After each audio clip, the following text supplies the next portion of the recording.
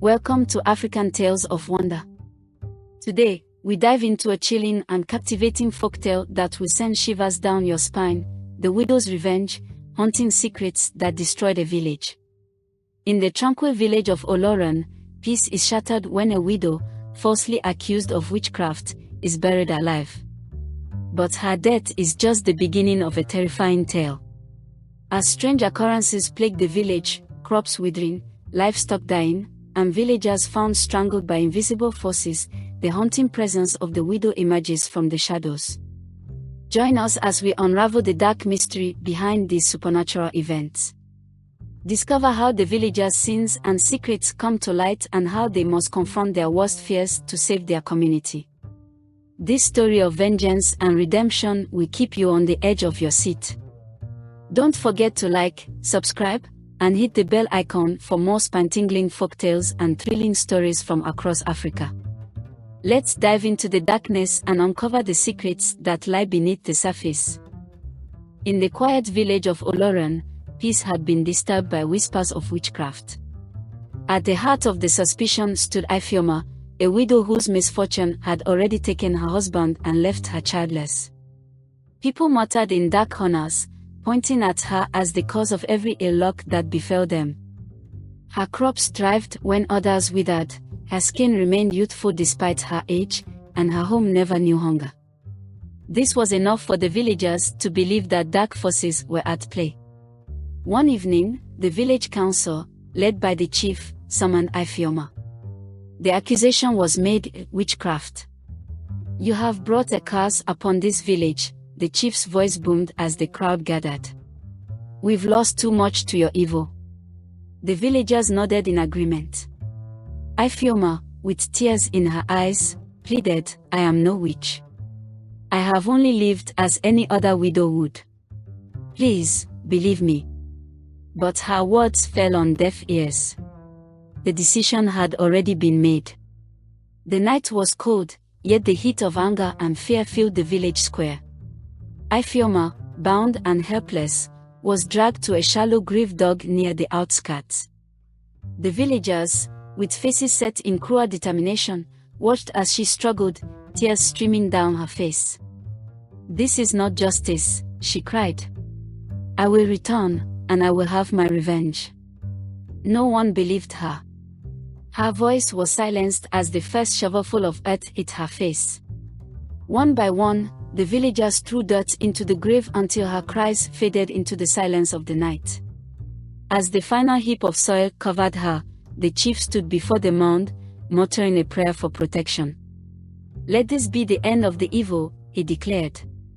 The villagers dispersed, believing they had rid themselves of the witch forever. Days passed, and for a moment, it seemed like peace had returned to Olorun. The crops were growing, the sky was clear, and the villagers went about their daily lives. But soon, something changed.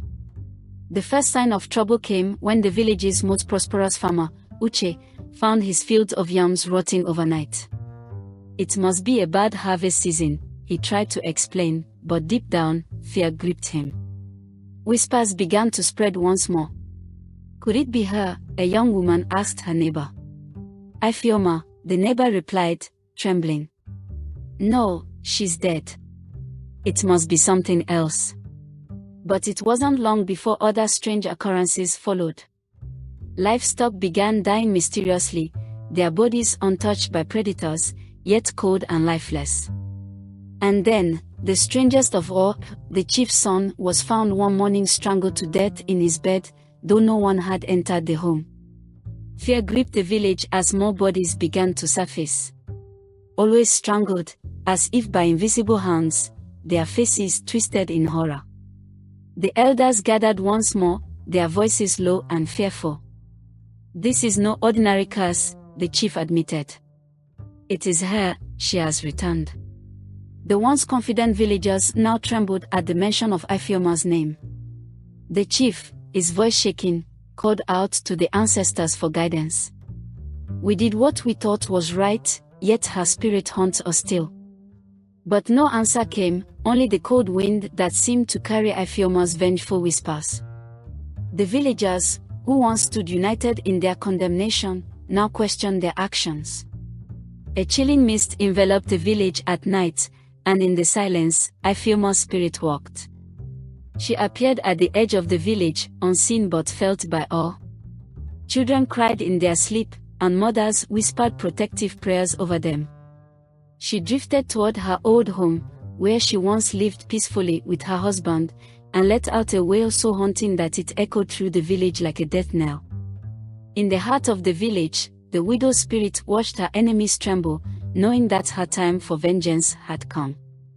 She would make each of them pay for their cruelty, for their heartlessness. The earth itself would not rest until justice was served. The sun rose on Olorun, but its warmth no longer reached the hearts of the villagers. They woke to another tragedy. One of the elders, Namdi, was found dead outside his home, his hands clutching his throat, his eyes wide open in terror.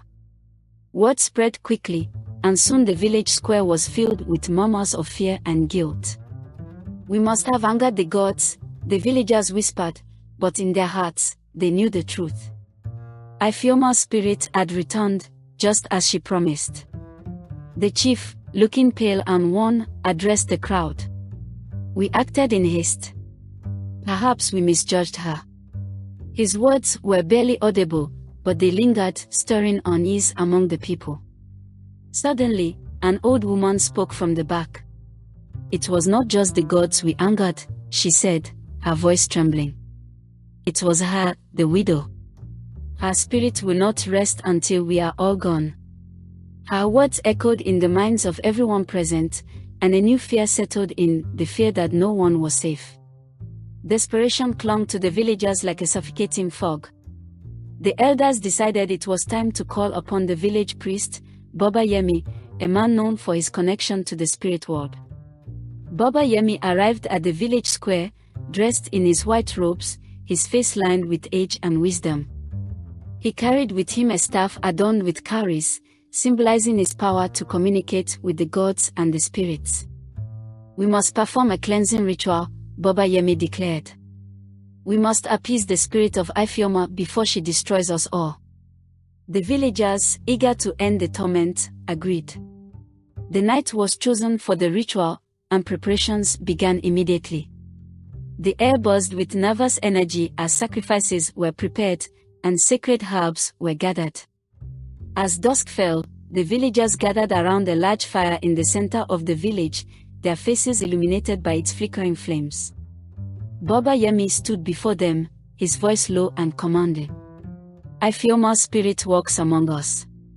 Tonight, we will call to her, and we will ask for her forgiveness." The crowd was silent, watching as the priest began the ritual, chanting ancient words that echoed through the night. The ritual had barely begun when a sudden gust of wind swept through the village, extinguishing the fire. The villagers gasped, their eyes wide with fear. Baba Yemi, unfazed, continued his chant, raising his staff high in the air. "Ifeoma, we call upon you. Reveal yourself and tell us what you seek."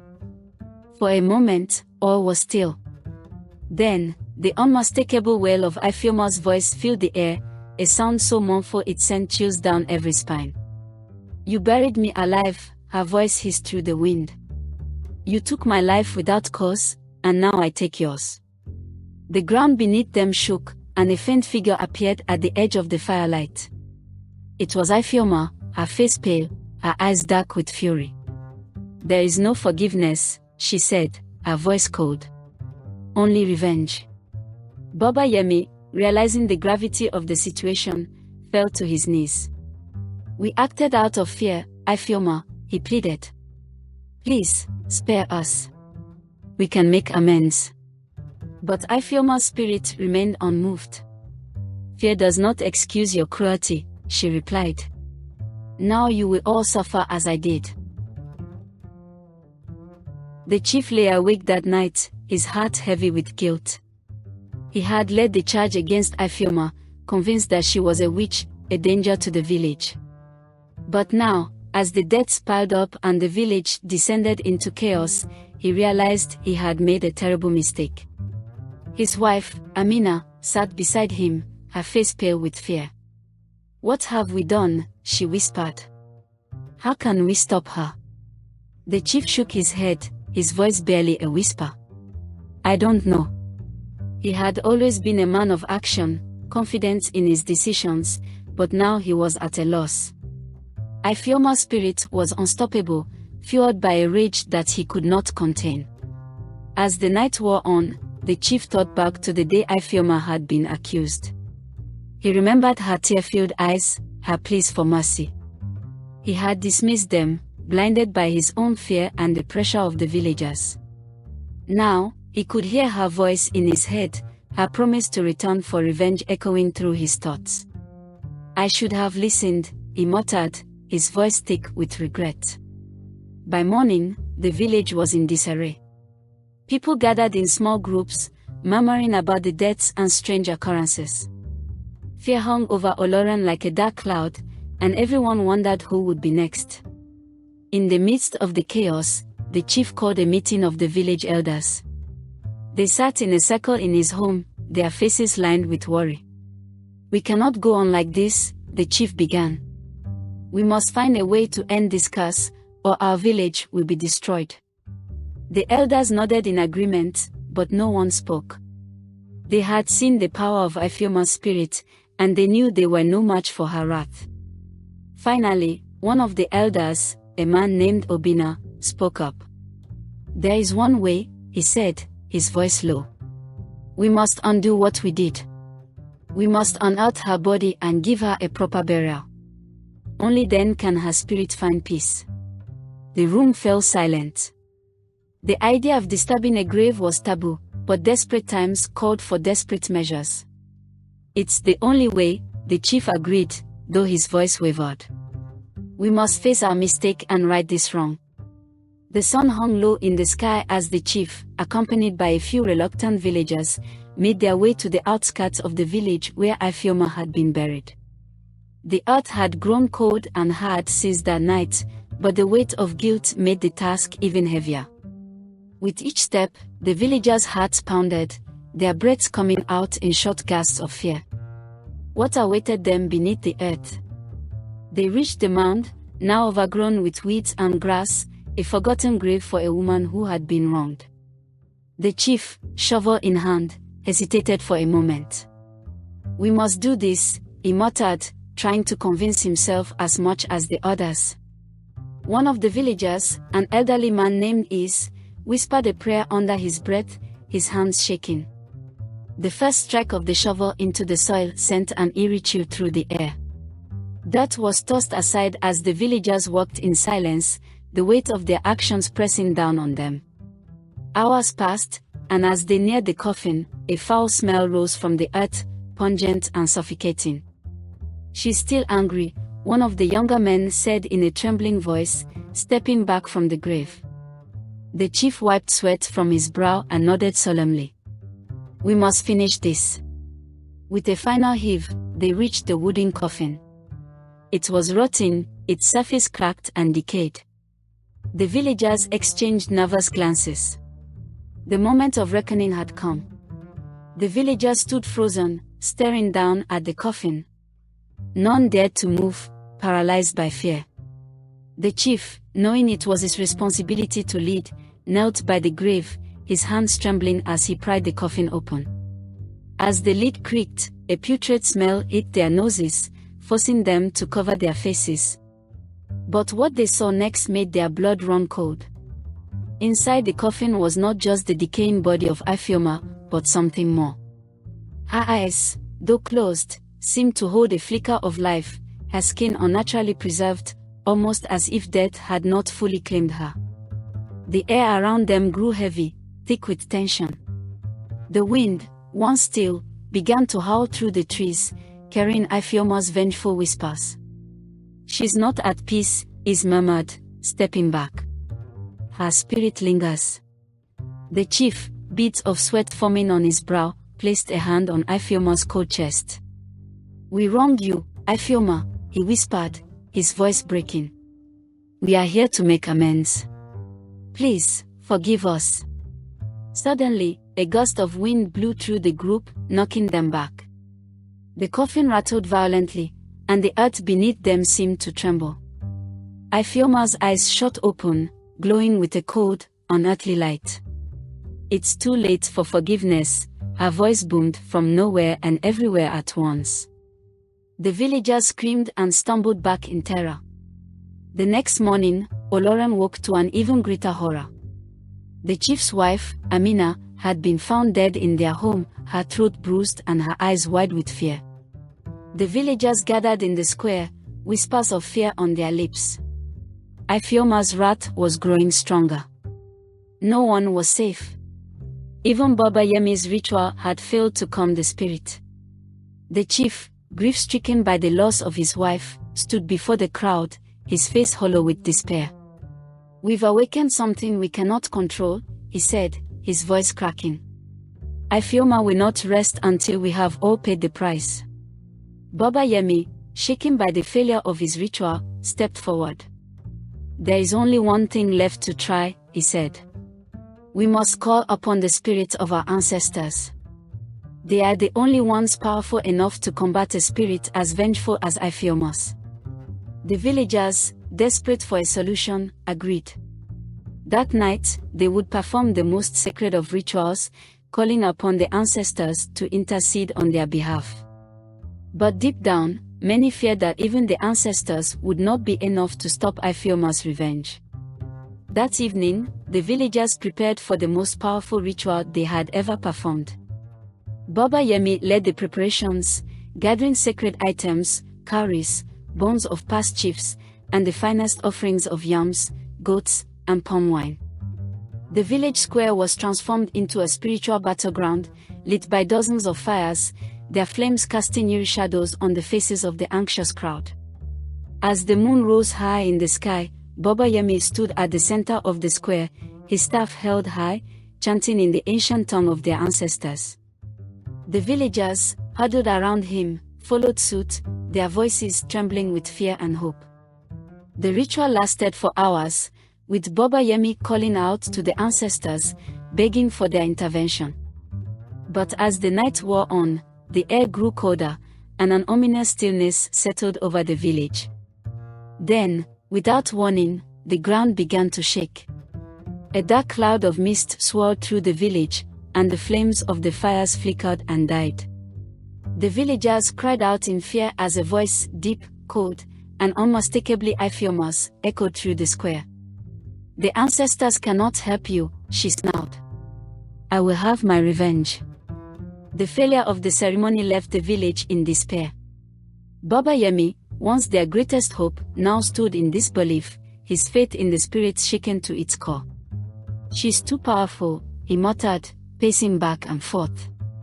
"Her anger has bound her spirit to this world in a way no ordinary force can undo." The chief, exhausted from sleepless nights, sat by his late wife's empty bed, staring at the space where Amina had once lain. His heart ached with guilt and sorrow, and the weight of his decisions bore down on him. "We've doomed ourselves," he whispered. That night, the villagers gathered in their homes, doors bolted shut and prayers whispered fervently. But even in the safety of their homes, they felt the presence of Ifeoma's vengeful spirit. The sound of footsteps echoed in the night, soft, deliberate, and terrifying. The villagers knew this was only the beginning. The following nights were no longer quiet in the village of Olorun. Whispers carried on the wind, voices that only the guilty could hear.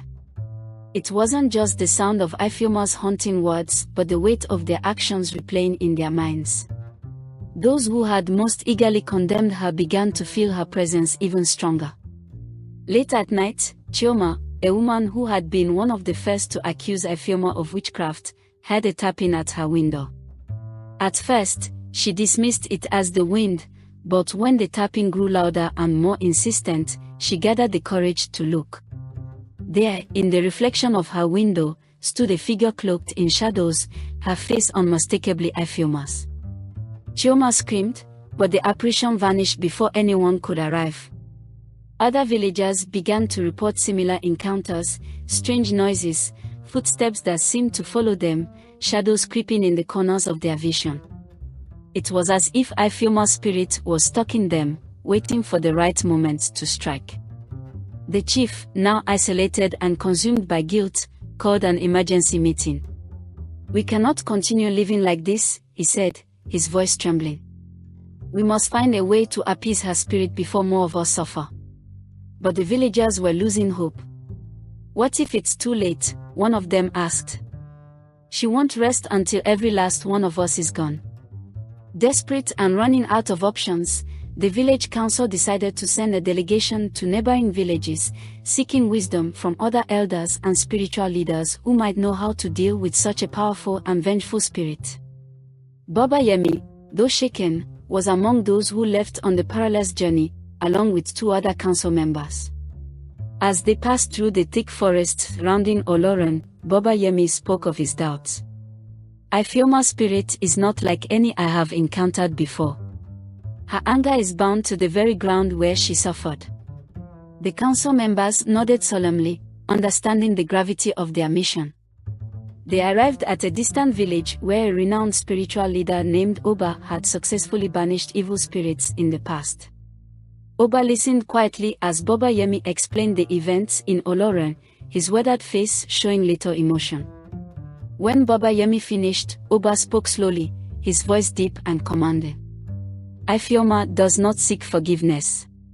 She seeks justice. And her justice is more than mere words can undo." Oba paused, looking each man in the eyes. "There may be only one way to end her curse. You must return what was unjustly taken from her." Baba Yemi frowned. "But she's already dead. What more can we return?" Oba's eyes narrowed. "Her honor. You must uncover the truth of her innocence, and only then will her spirit rest. But beware, for the truth will not be easy to accept." Baba Yemi and the council members returned to Olorun with Oba's advice weighing heavily on their hearts. The idea of publicly admitting that Ifeoma had been wrongfully accused of witchcraft was a daunting one. It would mean exposing the fear and cowardice that had driven the village to condemn her. Back in the village, the council gathered the elders to discuss their next steps. "We must clear Ifeoma's name," Baba Yemi urged. "It's the only way to stop this curse. We have wronged her, and now her spirit demands justice." The chief, still haunted by the memory of his wife's death, remained silent for a long moment. Then, with a sigh of resignation, he spoke. "Let the truth be told, no matter how painful it may be." The elders, some of whom had been the loudest voices in accusing Ifeoma, shifted uncomfortably. Admitting their mistake would mean admitting they had acted out of fear, not wisdom. But with the mounting deaths and strange occurrences, they had no choice but to face the reality of their actions. A public gathering was called, and the entire village came to hear what the elders had to say. Baba Yemi stood before the crowd, his voice steady yet somber. "We stand here today to speak the truth about Ifeoma. She was not the witch we accused her of being. Her death was unjust, and now, she seeks the justice we denied her." Gasps and murmurs spread through the crowd. For some, this was a moment of relief, a chance to right the wrongs of the past. But for others, it was a bitter pill to swallow, the realization that they had condemned an innocent woman. After Baba Yemi's revelation, the air in the village seemed to change. A heaviness settled over everyone, and soon, one by one, those who had been most vocal in accusing Ifeoma began to come forward. Chioma, trembling with fear and guilt, was the first to confess. "I was afraid," she stammered before the gathered crowd. "When my son fell ill, I needed someone to blame. Ifeoma had been strange, always keeping to herself, and I thought maybe she had cursed him." Tears streamed down her face as she fell to her knees. "But it wasn't true. My son recovered, and I never saw any proof of witchcraft. I was wrong." Others followed suit. Each confession revealed the same pattern: fear, ignorance, and the need to find a scapegoat had led to Ifeoma's death. The more confessions that were made, the more the villagers realized how easily they had been swept up in their collective hysteria. As the crowd listened to the confessions, an eerie silence fell over them. The weight of their actions hung in the air like a dark cloud, and they knew that undoing the damage would take more than words. Baba Yemi nodded gravely as the confessions continued. "We must do more than speak of our guilt," he said. "We must honor Ifeoma's memory in a way that restores what we have taken from her." To honor Ifeoma's memory, the village decided to build a monument in the center of Olorun. It would serve as a reminder of the tragedy that had occurred and as a warning to future generations about the dangers of fear and ignorance. The villagers worked together, placing stones and offerings at the base of the monument, hoping to show Ifeoma's spirit that they were truly remorseful. As the monument took shape, the villagers noticed that the strange occurrences began to lessen. The oppressive feeling in the air lifted, and the nights grew quieter. It seemed as though Ifeoma's spirit was finally at peace, at least for the moment. But Baba Yemi remained cautious. "Her spirit may rest, but the damage done to her cannot be fully undone," he warned the villagers. "We must remain vigilant, for the past has a way of haunting the present." The villagers nodded, understanding that while they had taken the first steps toward redemption, they could never fully erase the pain they had caused. The monument stood as a symbol of both their guilt and their desire for healing, a reminder that justice must always prevail even in the face of fear. After the monument was completed, a strange silence fell over Olorun. The once haunted nights were no longer filled with whispers or strange occurrences. The villagers, though relieved, remained wary, unsure if they had truly appeased Ifeoma's spirit or merely quieted it for a time.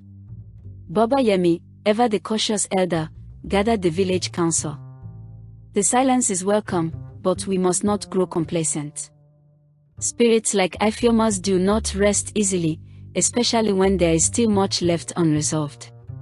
Chief Olorun, though tired and guilt-ridden, nodded in agreement. "The village may feel peace now, but our actions will continue to weigh on us. We need to ensure that her spirit is fully at rest." That night, Baba Yemi performed a final ritual, one that called upon the ancestors to guide Ifeoma's spirit to the afterlife. As he spoke the ancient words and offered sacred herbs, the wind began to stir gently, as if the ancestors themselves were listening.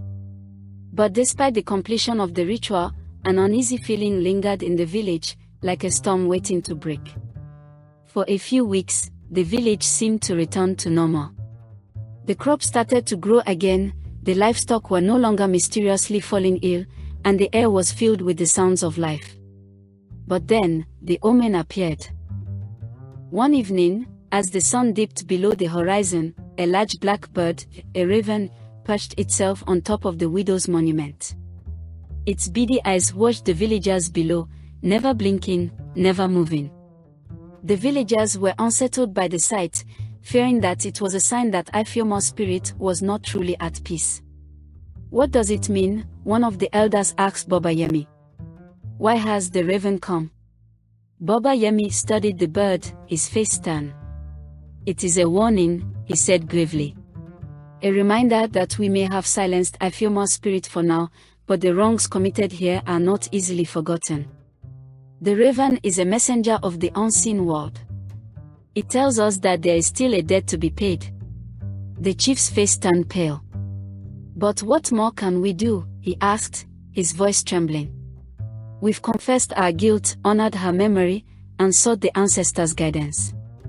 Baba Yemi looked at the chief, his eyes filled with the weight of knowledge. "Sometimes, the only way to fully cleanse a wrong is to face the truth, no matter how dark it may be.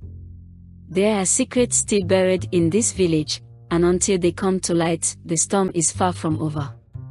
The raven's presence unnerved the villagers.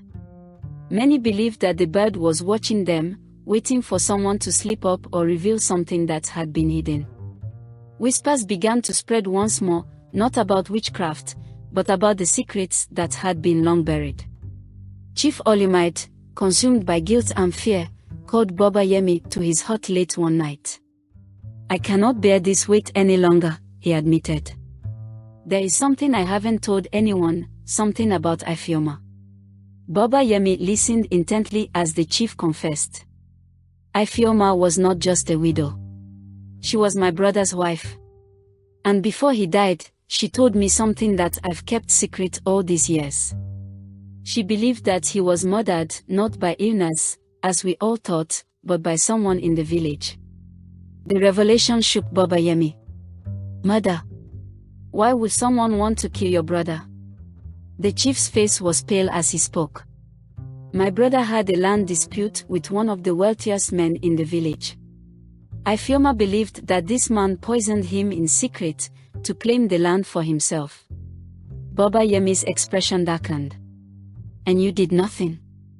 You let her be accused of witchcraft instead. The chief lowered his head in shame. I was afraid. If I revealed what she knew, the village could have turned on me as well. And so, I kept quiet, then let her suffer. Baba Yemi's voice was heavy with disappointment. This truth must come to light, or the village will never be free of her spirit's wrath. With the chief's confession weighing heavily on him, Baba Yemi knew that the truth had to be revealed to the village. The next morning, he called a meeting of the council and the villagers. As the crowd gathered, a sense of unease filled the air. They knew something significant was about to unfold. Standing before them, Baba Yemi began to speak. We have honored Ifeoma with a monument, confessed our guilt, and tried to make amends. But there is one final truth that must be spoken, one that has been hidden for far too long. The villagers listened in silence, their faces anxious as Baba Yemi continued.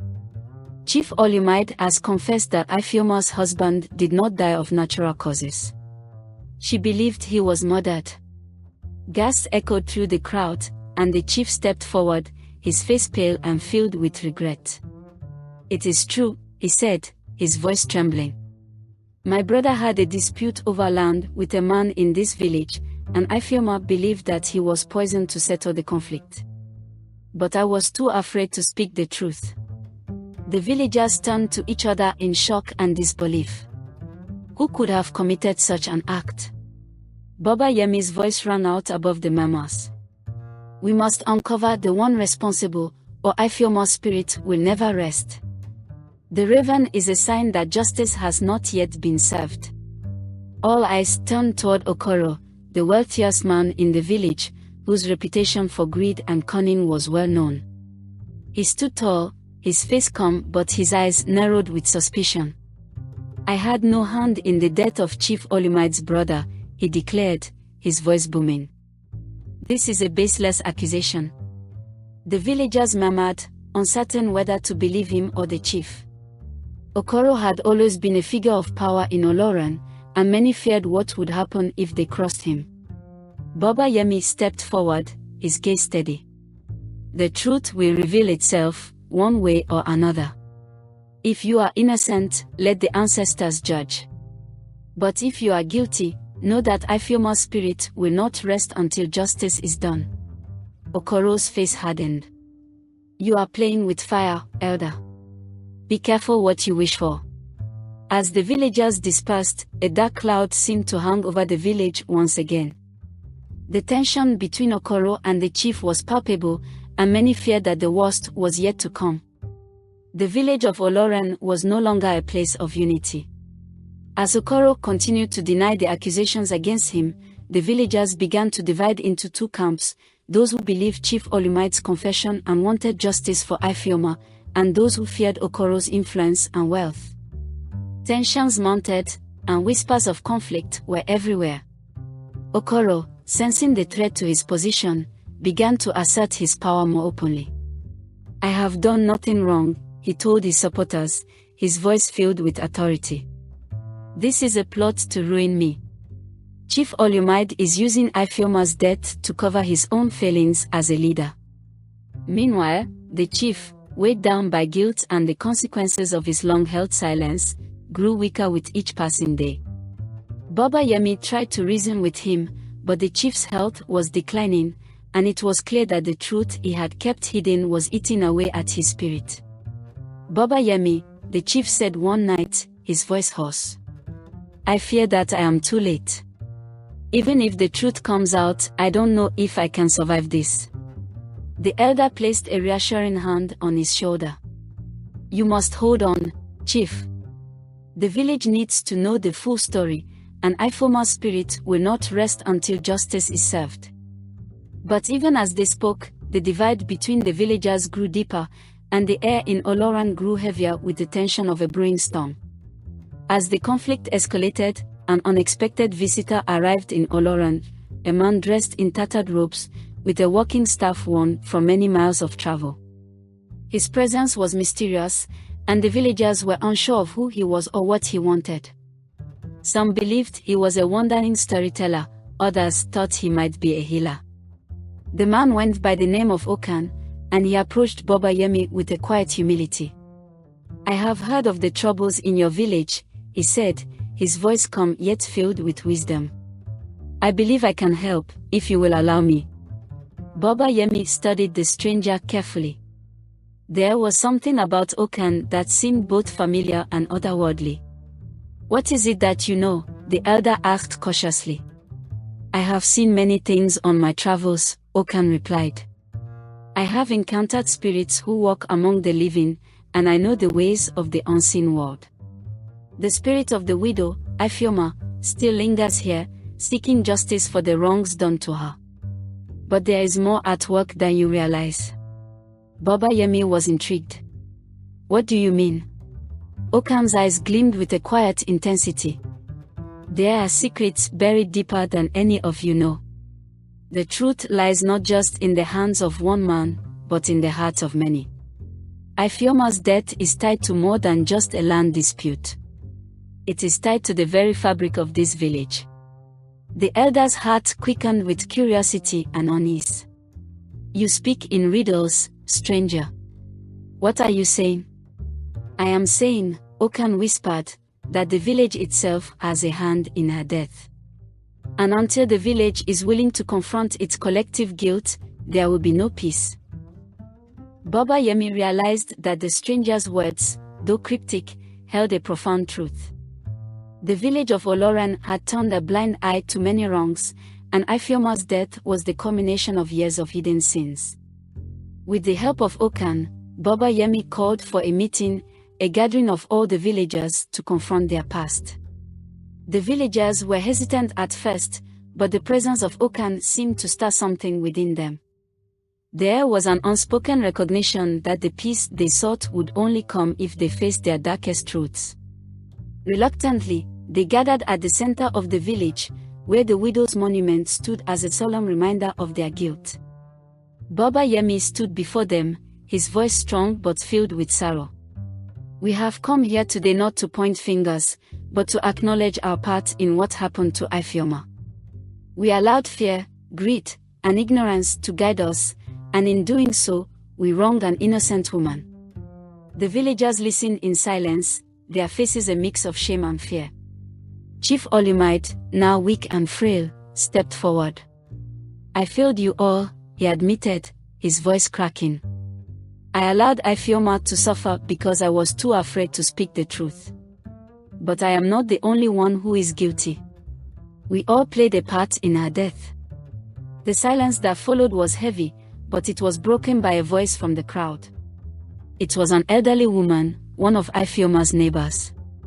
I knew she wasn't a witch, she confessed, her voice trembling. But I was afraid to speak out.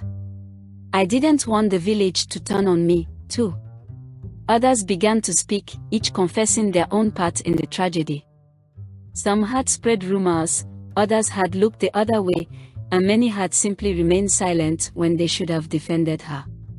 Okan watched from the shadows, his eyes gleaming with understanding. The village was finally beginning to confront its collective guilt, but the journey to redemption was far from over. As the confessions continued, a sense of unease settled over the village. The raven, which had been perched on the widow's monument, suddenly cawed loudly and took flight, circling above the villagers. It was as if the spirit of Ifeoma was listening, waiting for the moment when true justice would be served. Baba Yemi turned to Okoro, the wealthy man who had been accused of poisoning Ifeoma's husband. You have denied your part in this for too long, the elder said. Now, it is time for the truth. Did you have a hand in the death of Chief Olumide's brother? Okoro's face hardened, but there was fear in his eyes. The eyes of the village were upon him, and for the first time, he realized that his power and wealth could not protect him from the judgment of the people. I did nothing wrong, he stammered. The land was rightfully mine. I only wanted what was mine. Chief Olumide's voice, though weak, cut through the air. But you took more than land, Okoro. You took a life. And for that, you must answer. The crowd murmured, their anger rising as they realized the extent of Okoro's guilt. He had used his power to manipulate the village, and now his lies were unraveling. Ifeoma knew the truth, Baba Yemi said quietly. And that is why she was silenced. But her spirit will not rest until justice is done. Okoro, now cornered, broke down. I only wanted to protect what was mine. I never meant for it to go this far. But his pleas fell on deaf ears. The villagers, once divided, now stood united in their demand for justice. They had allowed fear to guide them for too long, and now they would face the consequences of their actions. As Okoro's confession hung in the air, the villagers grew tense. The truth was out, and now justice had to be served. Chief Olumide, frail and barely able to stand, raised his hand to silence the crowd. This village has long been guided by fear, he said, his voice steady despite his weakness. But today, we will be guided by truth. Baba Yemi stood beside the chief, his gaze fixed on Okoro. The spirit of Ifeoma seeks justice, not vengeance. We must decide her fate wisely.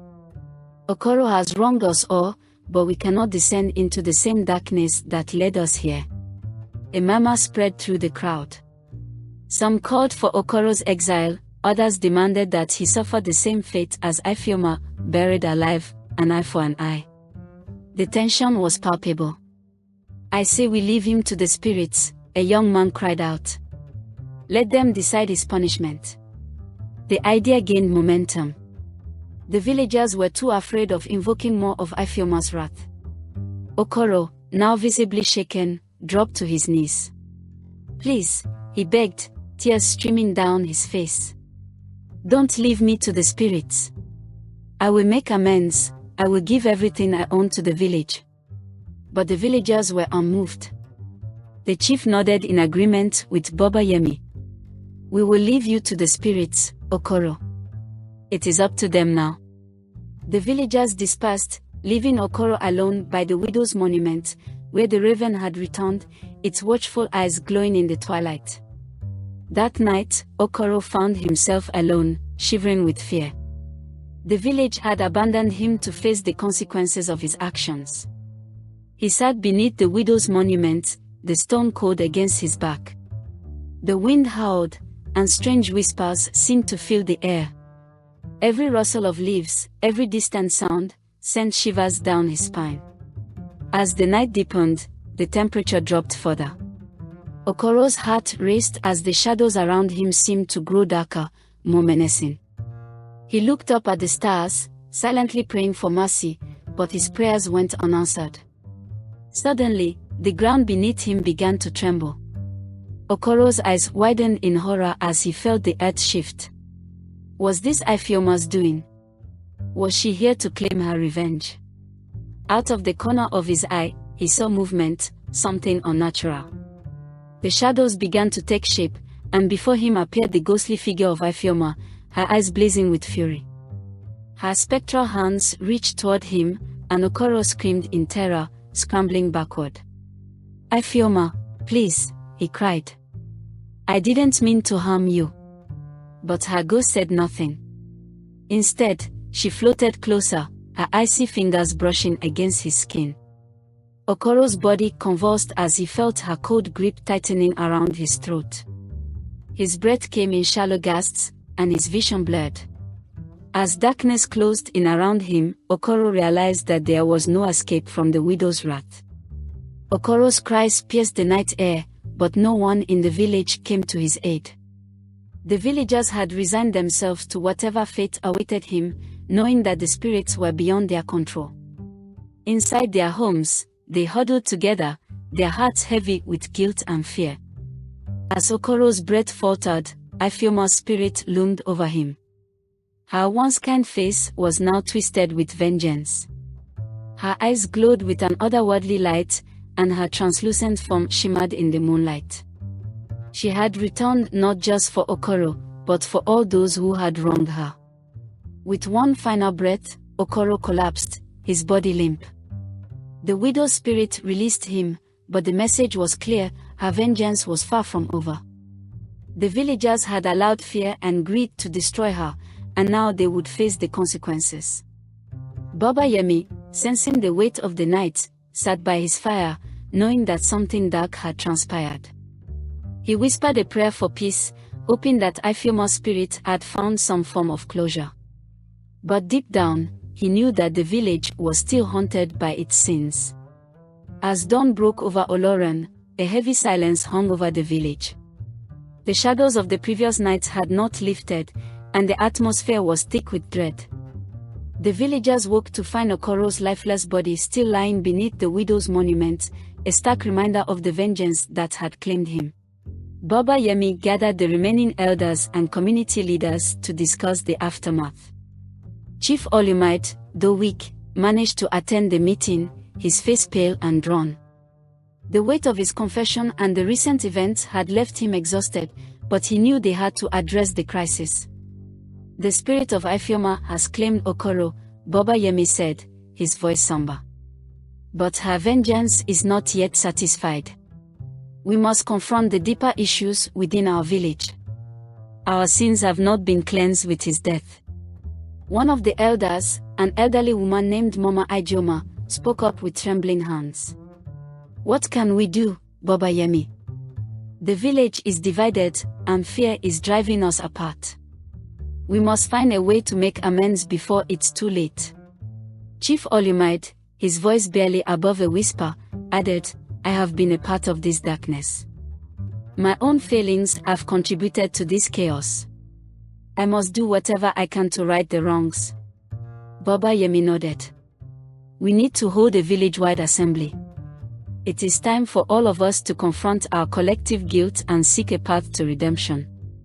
Only by facing the truth can we hope to appease Ifeoma's spirit and restore peace. The elders agreed, and the decision was made to call an emergency meeting of the entire village. The assembly would be held in the village square, where the widow's monument stood as a grim testament to the past. The news of the emergency assembly spread quickly through Olorun. As the villagers gathered in the square, they were met with a somber and uneasy silence. The widow's monument stood as a silent witness to the wrongs that had been committed, casting its shadow over the proceedings. Baba Yemi took the stage, his presence commanding attention. Today, we gather not only to acknowledge the sins of the past but to seek a path forward. The spirit of Ifeoma has made it clear that our journey to redemption has only just begun. Chief Olorun, supported by Baba Yemi, addressed the crowd. I must confess that I have been a coward.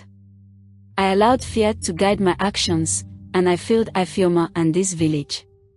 I am ready to face the consequences of my actions and make amends. The crowd listened in silence, their faces etched with worry and guilt. The chief's words were a powerful admission of his failures, but they also sparked a sense of collective responsibility.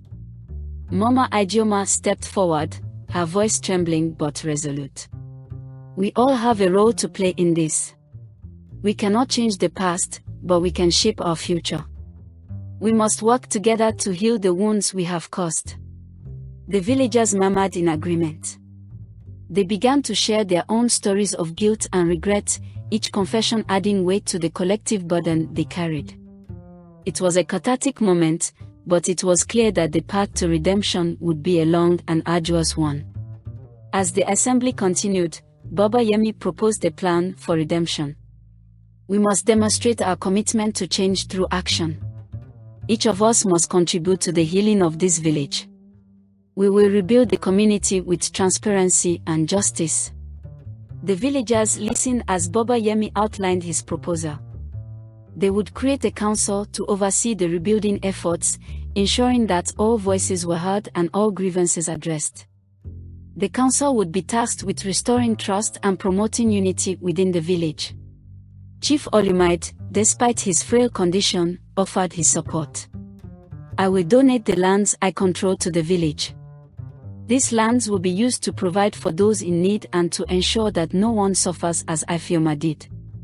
The offer was met with a mix of gratitude and skepticism. Many villagers were unsure if the chief's actions would be enough to make amends. But Baba Yemi urged them to see it as a first step toward healing. This is not a solution to all our problems, he said. But it is a beginning. We must continue to work together to ensure that justice prevails and that Ifeoma's spirit can finally find peace.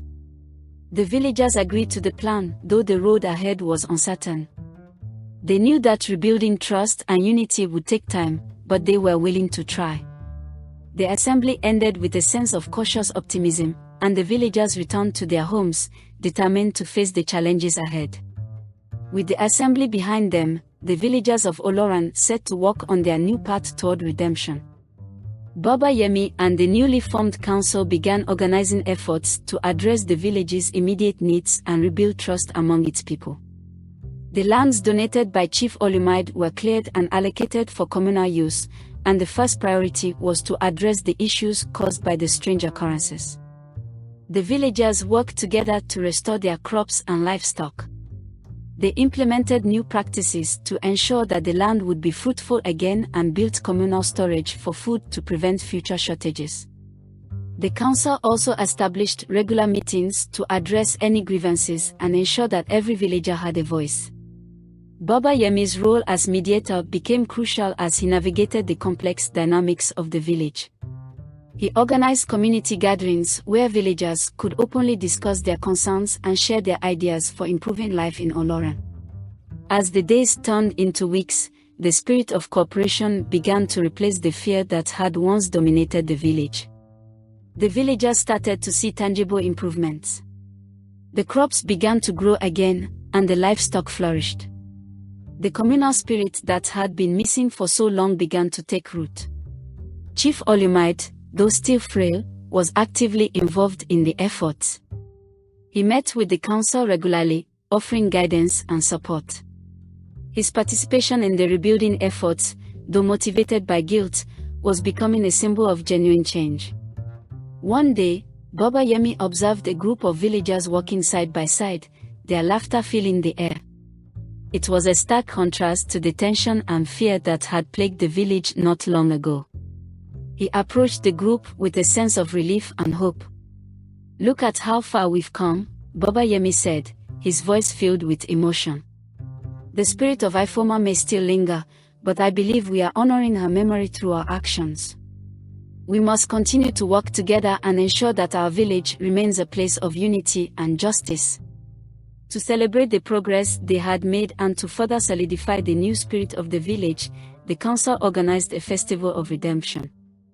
The festival was designed to bring the villagers together in a joyful and healing celebration. The festival was a vibrant display of Olorun's cultural heritage. There were traditional dances, songs, and feasts that highlighted the village's unity and resilience. The festival also included a special ceremony where the villagers made symbolic offerings to the spirits, asking for their blessing and forgiveness. Baba Yemi took part in the ceremony, offering a heartfelt prayer for peace and prosperity. Chief Olorun, despite his weakened state, also participated, expressing his gratitude to the villagers for their patience and understanding. The festival was a turning point for Olorun. It not only celebrated their progress but also marked a new beginning for the village. The atmosphere was filled with hope and a renewed sense of community. Despite the progress, not everyone in Olorun was convinced that the village had truly changed. Some villagers still harbored deep-seated resentment and suspicion. Old grudges and fears were not easily forgotten, and tensions remained beneath the surface. One evening, as the village gathered around the fire, a heated argument broke out between two families over a land dispute. The argument quickly escalated, and accusations flew back and forth. The council, now tasked with resolving conflicts, intervened to de-escalate the situation. Baba Yemi stepped forward, his voice calm but firm. We cannot let the shadows of the past destroy the future we are working to build. We must remember that our strength lies in unity and understanding. Let us resolve our differences peacefully and continue our journey toward redemption. The argument subsided, but the underlying issues remained. The council knew that addressing these grievances would require ongoing effort and patience. As Olorun continued its efforts to rebuild, a mysterious visitor arrived in the village. The visitor was a woman dressed in fine clothing, her presence both regal and enigmatic. She introduced herself as Princess Adoma, a distant relative of Chief Olumide. Princess Adoma's arrival was met with both curiosity and apprehension. She had heard of the village's troubles and had come to offer her support and resources. Her arrival was a welcome distraction from the ongoing tensions, and the villagers were eager to learn more about her intentions. Baba Yemi and Chief Olumide met with Princess Adoma to discuss her offer. I have come to help, Princess Adoma said, her voice confident. I understand that your village has faced great challenges, and I wish to offer my support in any way I can. The chief, though wary, recognized the potential benefits of our support. We are grateful for your offer, Princess Adoma. Our village is in need of both resources and guidance. How can you assist us? Princess Adoma outlined a plan to provide additional resources, including agricultural supplies and financial aid. Her presence was seen as a symbol of hope and a chance for Olorun to strengthen its position and continue its journey toward healing. With Princess Adoma's support, Olorun began to experience a new wave of revitalization. The additional resources and financial aid were used to further improve agricultural practices and infrastructure. The village's economy began to recover, and the standard of living for many villagers improved. Princess Adoma took an active role in the village, helping to mediate disputes and offering advice on governance. Her presence helped to strengthen the alliance between Olorun and the neighboring regions, fostering better relations and collaboration. Baba Yemi and Chief Olumide worked closely with Princess Adoma to implement new initiatives. They organized workshops and training sessions to educate the villagers on modern agricultural techniques and community development. The partnership with Princess Adoma was a turning point for Olorun, providing the village with the tools and support needed to build a brighter future. Despite the positive changes, the spirit of Ifeoma was never truly forgotten. The villagers continued to honor her memory, and her story was told to each new generation as a cautionary tale about the consequences of injustice and fear. One night, as the village celebrated a successful harvest, strange occurrences began to resurface. Crops wilted, and livestock fell ill once again. The villagers feared that Ifeoma's spirit had returned to remind them of their past sins. Baba Yemi, concerned by the unsettling events, sought the counsel of Princess Adoma. We must address these disturbances with wisdom and respect, she advised. Perhaps the spirit of Ifeoma is trying to communicate something to us. The village organized a ritual to honor Ifeoma's spirit and seek her blessing. The ritual included offerings and prayers, hoping to appease her and ensure that her spirit could finally find peace. During the ritual, a surprising discovery was made. A hidden chamber was found beneath the widow's monument, revealing artifacts and documents that shed light on Ifeoma's life and the true nature of the village's history. The discovery included letters and journals that detailed Ifeoma's struggles and her attempts to seek justice. The documents also revealed hidden connections between the village's leaders and the events that led to her death. The revelations shocked the villagers and added new layers to the story of Ifeoma's fate. Baba Yemi and Princess Adoma worked together to analyze the findings and understand their implications. The new information helped the villagers gain a deeper understanding of their past and reinforced their commitment to ensuring that justice and integrity would guide their future. With the new revelations, the villagers of Olorun were faced with the opportunity to resolve their remaining issues and strengthen their community. The hidden documents provided a clearer picture of the injustices that had occurred and offered a path to reconciliation. Baba Yemi and the council organized a series of community meetings to address the new information. They encouraged open discussions and worked to ensure that all grievances were heard and resolved. Princess Adoma continued to offer her support, helping to mediate conflicts and provide resources for the village's development. Her presence remained a source of stability and guidance for the people of Olorun. As the villagers worked through their remaining issues, they began to see the benefits of their collective efforts. The village became a model of cooperation and progress, and the spirit of Ifeoma was finally honored in a meaningful way. As the village continued to thrive, a sense of hope and renewal filled the air. The once dark shadows of Olorun were replaced by a vibrant spirit of community and growth. The lessons learned from Ifeoma's story had led to profound changes in the village. Baba Yemi, reflecting on the journey, felt a deep sense of satisfaction. "We have come a long way," he said to Princess Adoma. "The spirit of Ifeoma has guided us to this point, and we must continue to honor her memory by upholding the values of justice and unity." Princess Adoma nodded in agreement.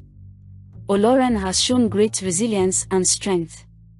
Your commitment to change has transformed this village into a place of hope and harmony."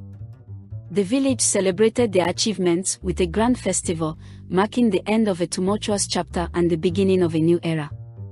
The festival was a joyous occasion, filled with music, dance, and feasting.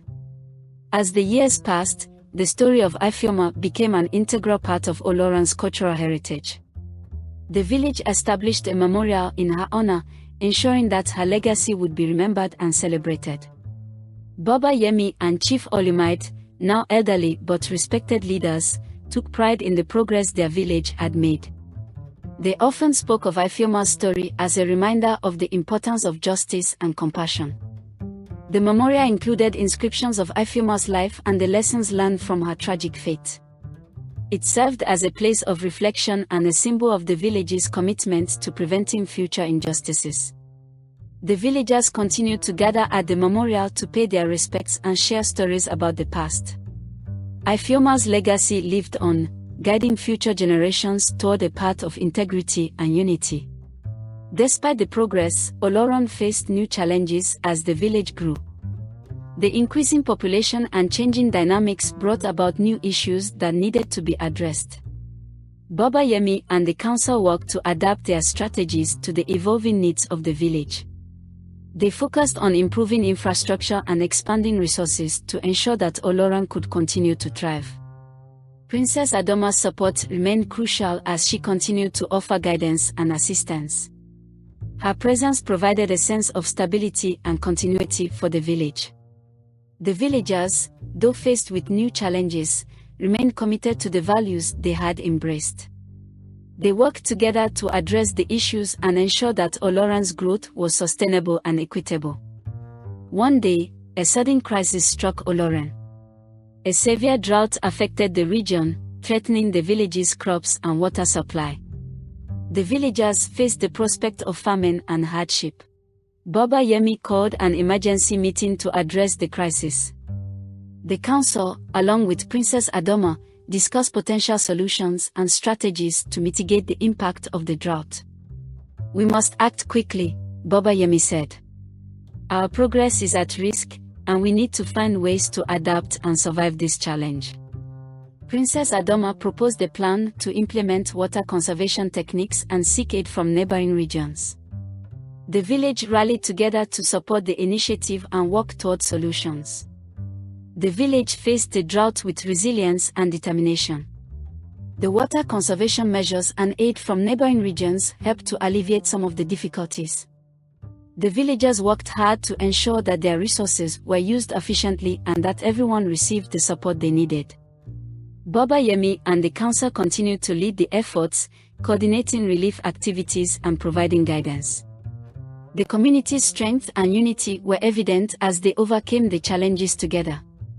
As the drought eventually eased, Olorun began to recover. The village emerged from the crisis with a renewed sense of hope and determination. The experience strengthened their resolve and reinforced the importance of cooperation and preparedness. Thank you for joining us on this eerie journey through the widow's revenge, haunting secrets that destroyed a village. We hope you enjoyed diving into the chilling mysteries and suspenseful twist of this gripping folktale. Your support means the world to us. If you love this story, don't forget to hit that like button, share it with friends, and leave a comment below with your thoughts. We'd also love for you to subscribe and click the bell icon so you never miss out on our latest tales of wonder and intrigue. Stay tuned for more fascinating African folktales that bring history, culture, and suspense to life. Until next time, keep your curiosity alive and your sense of adventure burning bright. Thanks again for watching, and see you in the next story. I love you all.